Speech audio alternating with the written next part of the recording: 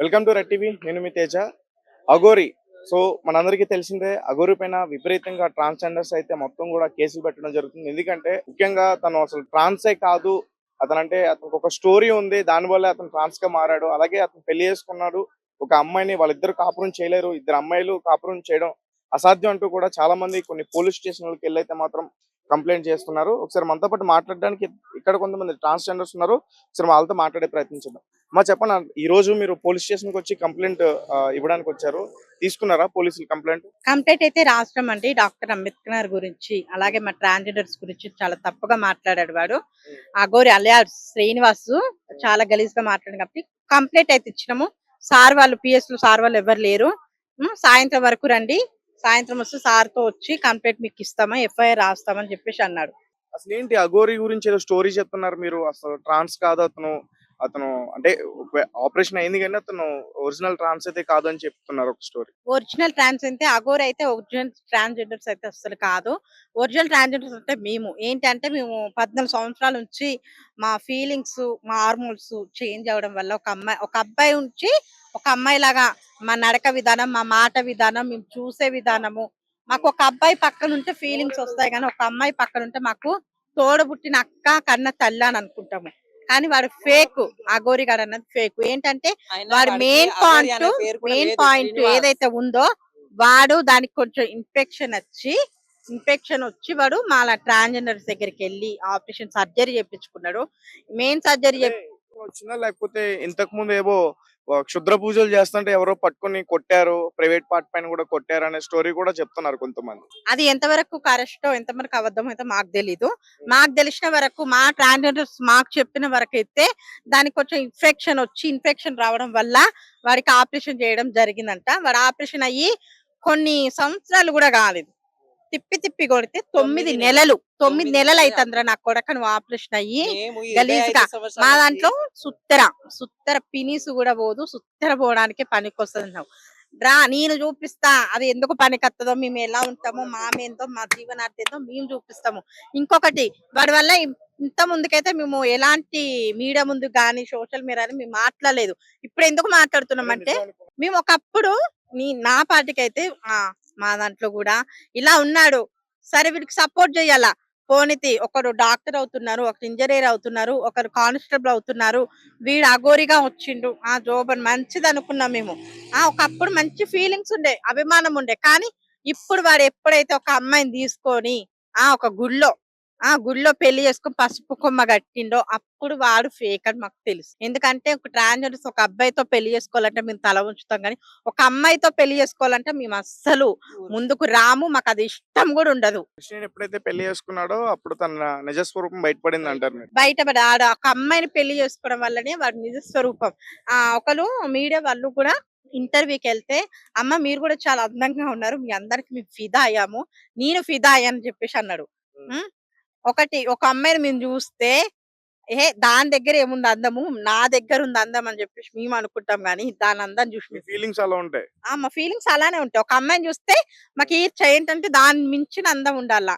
దానికి అది నడుస్తుంటే ఏముంది, మేము నడుస్తుంటుంటది అని చెప్పేసి అనుకుంటాం. కానీ మీలాగా శ్రీనివాసు నీలాగా అయితే మాత్రం మేము అమ్మాయిలను చూసి, అమ్మాయిల అందాన్ని చూసి మేము ఫిదా కాము.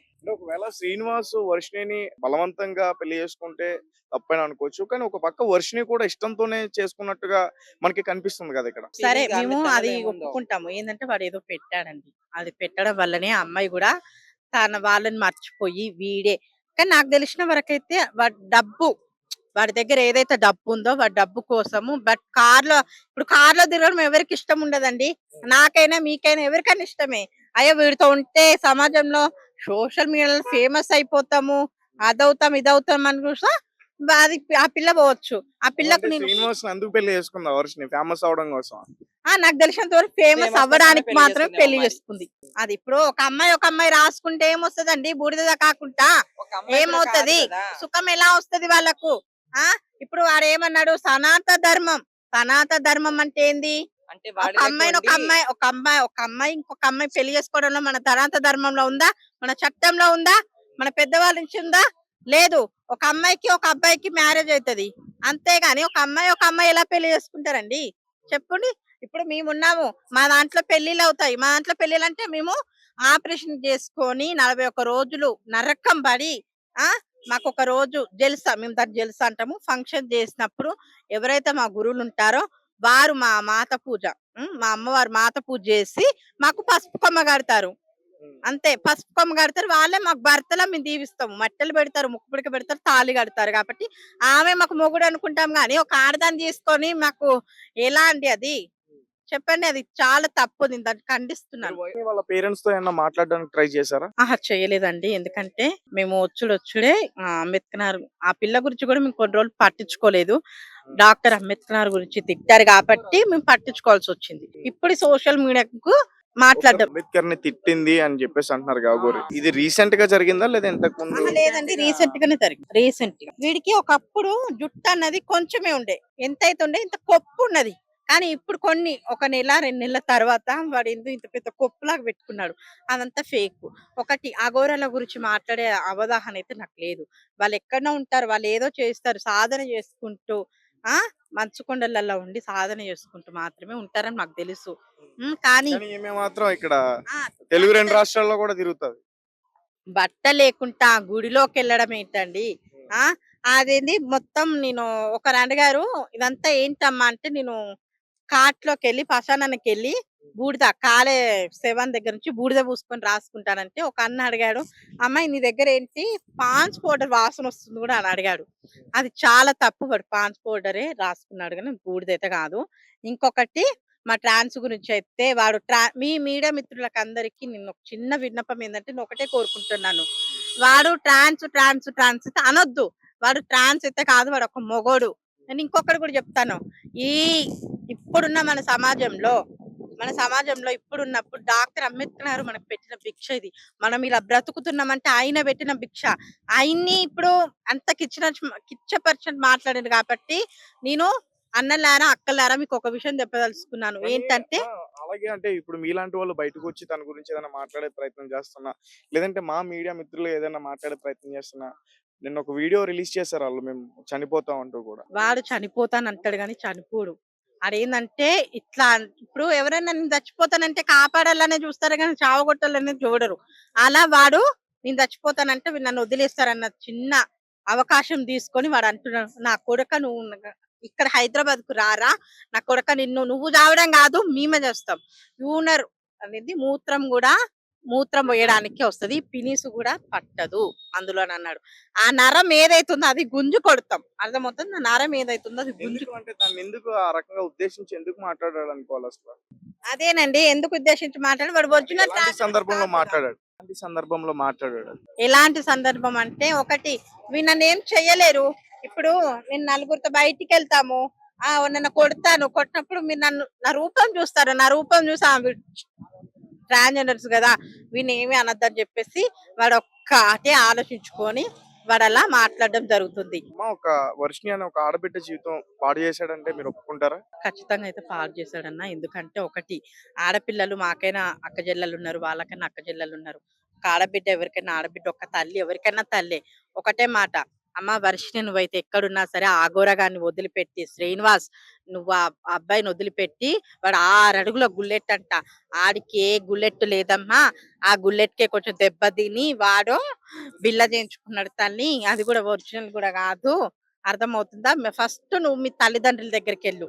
ఎందుకంటే రీసెంట్‌గా మీ డ్యాడీకి చిన్న యాక్సిడెంట్ అయిందంట. ఇష్యూ జరిగింది. అది గూడా ఒక తండ్రి అంటే ఎవరికన్నా తండ్రే. జన్మనిచ్చిండు కాబట్టి మనం వాళ్ళని జూసుకోవాల్సిన బరువు బాధ్యతలు మనకుంటాయి. ఎందుకంటే నువ్వు అక్కడికెళ్ళడమే అది నీకు మంచిది. ఇంకొకటి ఒకటే చెప్పదలుచుకున్నాను. సీఎం రేవంత్ రెడ్డి గారిని గూడా వాడు చాలా కించపరిచినట్టు మాట్లాడిండు. దానికి గూడా మేము ఖండిస్తున్నాం. ఏంటంటే సీఎం రేవంత్ రెడ్డి గారు వచ్చినప్పటి నుంచి మాకొక ఉపాయం కలిగింది. ఏంటి అంటే మాకు కొన్ని జాబులొచ్చినాయి. ఎప్పుడో ఒక ట్రాన్స్‌జెండర్స్ అంటే మేము బెగ్గింగ్సే చేసుకొని బ్రతుకుతామేమో అనుకున్నాం గానీ, సీఎం రేవంత్ రెడ్డి వాళ్ళు వచ్చినప్పటి నుంచి మాకు కొన్ని జాబ్‌లొచ్చినాయి. మేము కొంచెం చదువుకున్న వాళ్ళు. ఇప్పుడు ఈ పిల్ల చదువుకున్నది. రేపటి రోజున ఈ పిల్లకి గూడా మంచి జాబొస్తే ఈ పిల్ల గూడా జాబ్ చేసుకొనే బతుకుతది అని మేము కోరుకుంటున్నాము. ఇంకొకటి మాకు గూడా సీఎం రేవంత్ రెడ్డి గారు అన్న నీకొక విషయం చెప్పదలుచుకున్నాను సార్. ఏంటంటే ట్రాన్స్‌జెండర్స్‌కి కొంచెం సమాజంలో ఇజ్జతి, పరువు మాకు కొన్ని చట్టాలు ఉంటాయి. మా చట్టాలు మాకు కావాలని చెప్పేసి మేము పోరాడుతున్నాము. మాకు ఏదైతే కొన్ని జాబ్స్ ఇస్తా అన్నారు. అఘోరి శ్రీనివాస్, ట్రాన్స్జెండర్ శ్రీనివాస్ ఒక అమ్మాయిని ఇట్లా పెళ్లి చేసుకుని తీసుకెళ్లిపోయాడు. అంటే ఇప్పుడు చాలా మంది భయపడే పరిస్థితి అయితే కనిపిస్తుంది. నార్మల్ గా మీ దగ్గరికి మగవాళ్ళైనా ఆడవాళ్ళైనా ఆశీర్వాదం కోసం వస్తారు. ఇప్పుడు ఆడవాళ్ళు మీ దగ్గర రావడానికి భయపడుతున్నారు. ఎక్కడ మీరు వాళ్ళని వలలో వేసుకుంటారు? ఏ విధంగా వేసుకుంటారు వలలో? ఒక ఆడపిల్ల, మేము ఉన్నాం ఒక ఆడపిల్ల లాగానే. ఆడపిల్ల మా అమ్మ దగ్గరకు వచ్చి ఎందుకు, ఆమెకి ఎందుకు వేసుకుంటాం వలలో? శ్రీనివాస్ లాంటి వ్యక్తి ఇలా చేయడం పట్ల అంటే ఒక డూప్లికేట్ విషయం చెప్పాలంటే, వాడు నటించడానికే ఒక వస్తువులు తీసేసుకొని నటించినాడు. వాడు మొగోడు, మగ విషయాలకైతే. అయితే వాడు ఏ విధంగా ఆడదాని లెక్క అయితే మా ట్రాన్స్జెండర్ అయితే అసలు కానే కాదు. సమాజానికి వాడు కూడా ఈ విషయం వలన చెప్పాలంటే మా దగ్గరకు వచ్చే వాళ్ళు కూడా భయపడుతున్నారు. ఏ విధంగా వాడేదో చేసినాడని మనం కూడా ఎప్పుడు ఏ ఉద్దేశాలతో మనం తప్పుగా చేసుకోవద్దు. అయినా అందరు ట్రాన్స్జెండర్ ఒక విధంగా ఉండరు. వాడి లెక్క అయితే అందరు ఉండరు. కాబట్టి మా ట్రాన్స్జెండర్స్ అంతా ఎప్పటికైనా పక్కన ఒక ఆడపిల్ల ఉందంటే మా తల్లిలో లేకుంటే మా చెల్లిలో ఎవరికైనా అన్యాయం అన్ని జరిగిందంటే ఎవరైనా ఎవరికైనా ముందుకు బాధపడతారో వస్తాం మేము. బాధపడరో మాకు అంతవరకే తెలియదు. గాని ఎవరికి మమ్మల్ని చూసి బాధపడతాం. భయపడాల్సిన అవసరం ఏం లేదు అని మేము ఈ కమిటీకి చెప్పుకుంటాం. ఇప్పుడు అఘోరి వర్షిని పెళ్లి చేసుకుంది కదా, మీ అభిప్రాయం ఏంటి? ఆ అభిప్రాయాలు అసలు ఒక మొగోడు, ఆ మొగోనికి అసలు ఒక ఇప్పుడు వర్షినికి ఇష్టం లేకపోతే మనం మాట్లాడొచ్చు. వాళ్ళిద్దరు ఇష్టపడుతున్నారు కదా అక్కడ. వాళ్ళిద్దరు ఇష్టపడుతున్నట్టే ఆడు ఆ ఏమైనా ఇష్టం మాయ చేసిందైనా వెనకాలే ఉండొచ్చు. డబ్బు ఉంది. ఆ ఆ ఇష్టం వెనకాలే వాడి దగ్గర, శ్రీనివాస్ దగ్గర డబ్బు ఉంది. ఆ వీడి దగ్గర ఉంటే నేను ఏదన్నా చేసుకోవచ్చన్న ఒక ఫీలింగ్ తోటే ఆ అమ్మాయి నాకు ఇష్టం. ఎంత ఉండొచ్చు అఘోరి దగ్గర? కొన్ని కోట్లన్నీ ఉంటాయా? ఉంటాయండి. వాడి వెనకాల ఏమి ఉన్నాయో తెలీదు. కానీ ఖచ్చితంగా అయితే ఉన్నాయి. ఇన్ని అరాచకాలు చేస్తున్నా, ఇంత అందరికి ఇలాంటి అమ్మాయిల్ని తీసుకెళ్లిపోవడం, పెళ్లిళ్ళు చేసుకోవడం ఇన్ని చేస్తున్నా కూడా ఎవరు కూడా అతని పైన సరైనటువంటి ఎంక్వైరీ చేయట్లేదు, అదుపులోకి తీసుకోవట్లేదు. నేను ఒక్క మాట చెప్పదలుచుకున్నాను ఏంటంటే, రక్షపటకులకు కూడా అదే పోలీస్ వాళ్ళకు కూడా నేను ఒక విషయం చెప్పదలుచుకున్నాను ఏంటంటే, వాడిని చూసి మీరు భయపడొద్దు. ఉమ్. ఆ ఇప్పుడు మేమొస్తే మమ్మల్ని ఎట్లాగో మీరు పట్టించుకోరు. కానీ నా కొడుకు ఒక అమ్మాయికి, ఒక ఆడబిడ్డకు ద్రోహం చేశాడు కాబట్టి వాడిని మాత్రం మీరు చట్టప్రకారంగా చర్యలు తీసుకోవాలని మనస్ఫూర్తిగా కోరుకుంటున్నా. మిమ్మల్ని కూడా అతి గలీజ్గా ఏం ఎక్కుతావురా,